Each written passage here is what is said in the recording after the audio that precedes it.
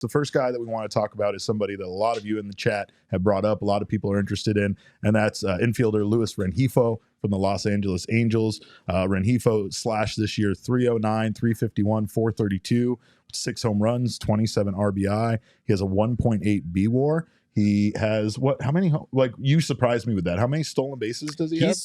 He has 22 stolen bases this year. He has not had more than 6 in any season before this. It's amazing.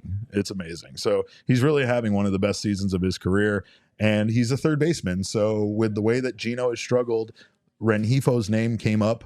And we mispronounced it as Rengifo quite a bit, but Rengifo's name came up for a lot of Diamondbacks fans because we were looking for that option at third base, and he kind of was a good fit, especially on a bad Angels team that most likely was going to be a seller when the trade deadline came around.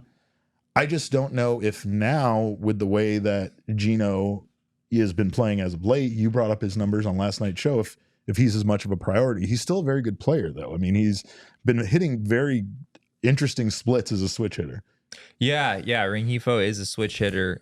This season, he's absolutely destroyed lefties. He's hitting 380, 415, 540 in 53 plate appearances against lefties this year. Against righties, still pretty good. 292, 336, 407. That's in 224 plate appearances. I'm hesitant on Rengifo with the D-backs for a few different reasons. Number one, as I just mentioned, he's been better against lefties than righties.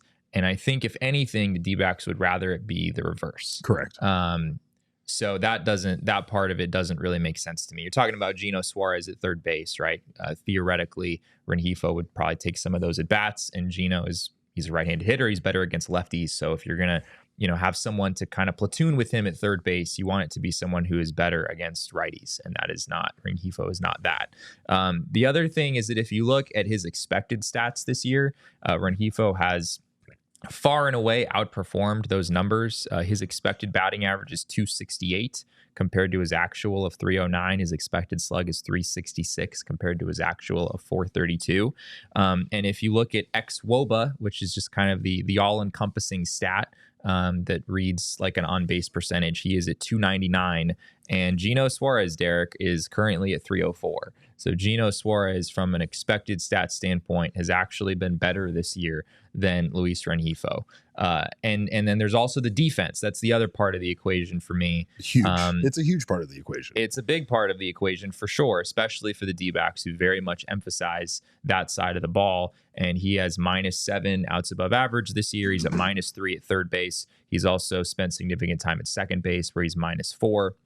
So defensively, you're looking at a downgrade pretty much no matter who he's stepping in for out of the D-backs' current infield. So it doesn't really make sense to me, but I understand why he's an appealing guy in some ways. I mean, maybe he does have some ability to kind of outperform the expected numbers in some ways. He's certainly done that by a wide margin this year. Sure. But on paper, it doesn't make a whole lot of sense for me. And his splits are, he does hit against right-handed pitching more often. He has 53 plate appearances versus 224.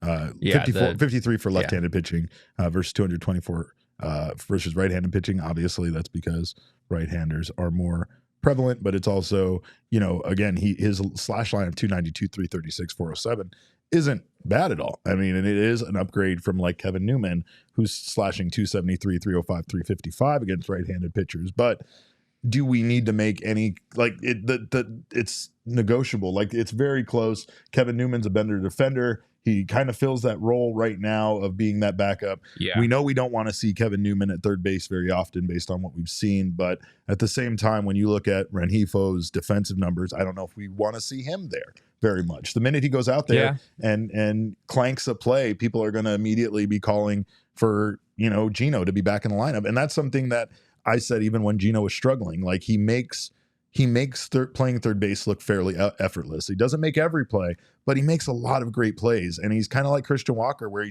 he's so good at it that you don't realize how good he is until he's not playing that position. I think that right now I understand people's frustration, but you have to look at a season month by month versus looking at the entire body of work.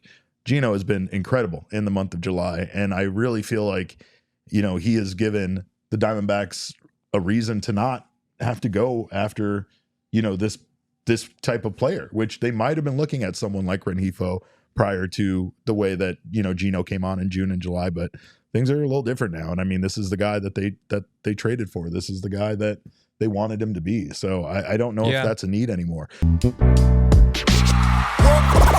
all silly like the mayor.